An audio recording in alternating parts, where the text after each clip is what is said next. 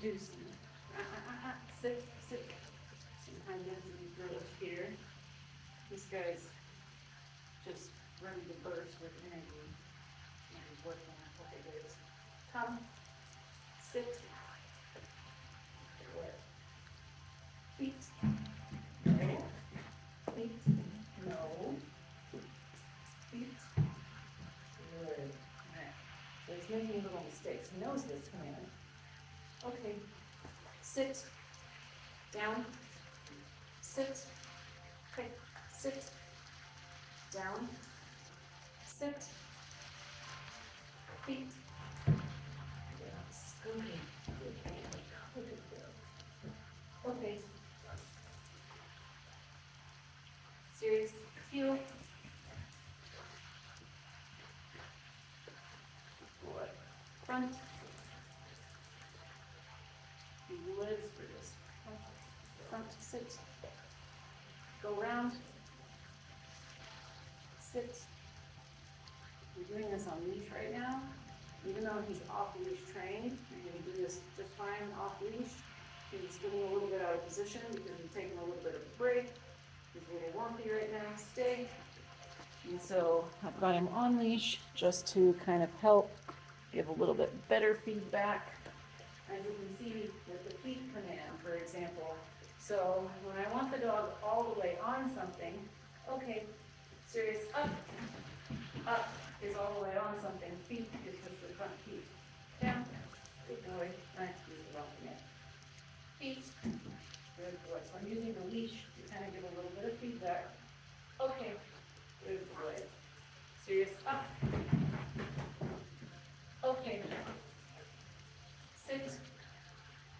Down. Sit. Feet. Yes. Good boy. Good boy. Good boy. Okay. Let's see if there's that explosion. Sit. Down. Sit. Heel. Sit. Good boy. Let's go.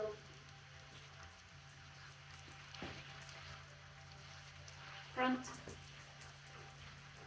That's not front. That's front. There we go. Good boy. Heel. Good boy. Front. I have to work on that.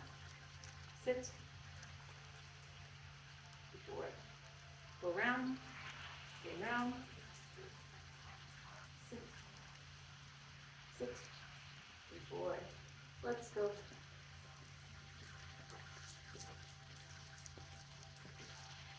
Feet. Good boy. So again, I had to get a little bit of feedback there. Okay. Up. Good boy. Okay. Down. Sit. Down. Sit.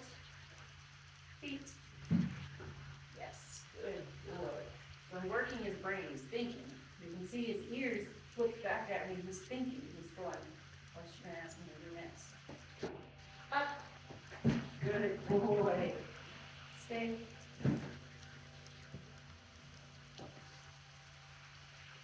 Okay, come. Sit. Stay. Okay, up. Sit. Down.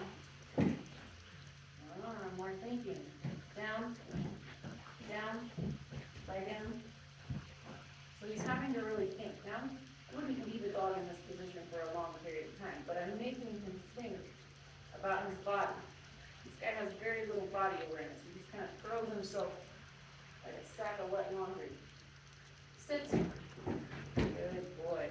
Down. Down. Lie down. Down. Good boy. So he's thinking, he's having to figure it out. I will give him this. He's really smart. He's diagonal on this thing. He's got more room that way. Okay. Good boy. Nope. Nope. Sit. Good boy. So nope is our non-reward marker. So a non-reward marker just basically means that I'm telling the dog that's not what I wanted. You're not in trouble, but that's not what I'm asking for. We do that when we're trying to teach something new. And what I'll do is when I'm trying to teach the dog a new behavior, like let's say I'm trying to teach a dog to lie down, and we're trying to shape out the lure. If I say, lie down, and the dog sits, or spins in a circle, or does offer some other type of behavior, then what I'll do is I'll go, nope, and then we'll just try again. And then at that point I can make the decision, do I need to add more lure to get the dog down? What do I need to do? What kind of feedback does this dog need from me? And that's where a professional comes in, down. So that noise is more of a, you do better than that. And so the noises that we make and the associations that we build with our dogs, it's all communication. Being able to communicate properly with the dogs is what a skilled dog trainer should be teaching their clients to do. And so if you go to a dog trainer and they tell you, this is how you teach this is how you teach this, to an extent, yes, this is how you teach this, but how do you prove it? That's where, they say the proof is in the pudding. When we're proving a behavior, like for example, the up and the feet. Those are two very similar behaviors, but they both result in a different outcome. Sit. Sit. Come on, sit. Good boy. So, when I'm doing this, I'm giving him feedback. So what kind of feedback does he need when I say feet? Because his inclination is to throw his whole entire body weight forward and slam himself up onto this platform. I don't want that. It's not what I'm asking for. So what I'm trying to get out of him is to slow his body down and think about what he's doing. Sirius, feet. No. So again, there's that non-reward marker. You did the wrong thing. Feet. Now, giving just a little bit of backwards pressure to help him make the right decision. So I'm not yelling at him. I'm not correcting him. He doesn't 100% understand what I'm asking. It's been a while since we've really just gotten in and done some high-density work. Okay. Good boy. Up.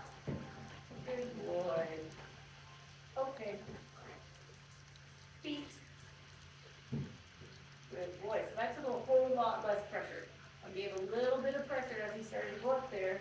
But what I have to do is, in order to make this behavior stronger and more consistent, is I have to ease up that pressure every single time. I need to have lighter and lighter pressure. If I continue to yank on this dog, or pop him, or if I try to hold him back with all my body weight, what's going to happen is he's going to learn that if she's pulling on my leash, she only wants my front feet up there.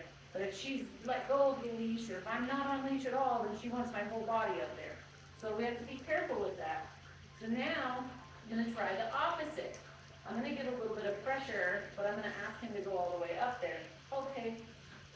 So this time I'm going to hold back a little bit, and I'm going to tell him up, up. There we go. So, what I'm doing is I'm trying to remove this as a cue for behavior.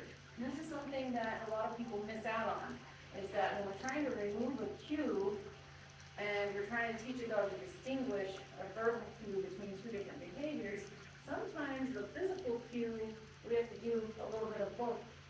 Okay, an example of that, some dogs, when we're teaching sit, we do a little tap here, sit. So when they won't sit, we do upward pressure, sit, and we tap a little bit on the butt.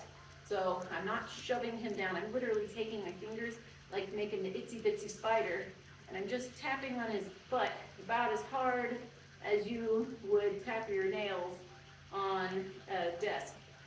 Nothing that would cause any kind of pain, it's just a signal.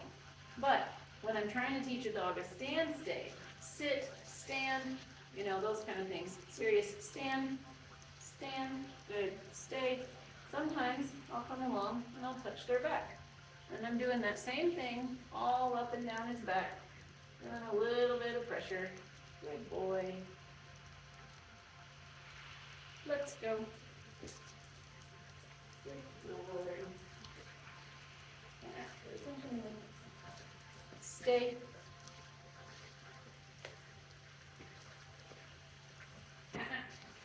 Stay.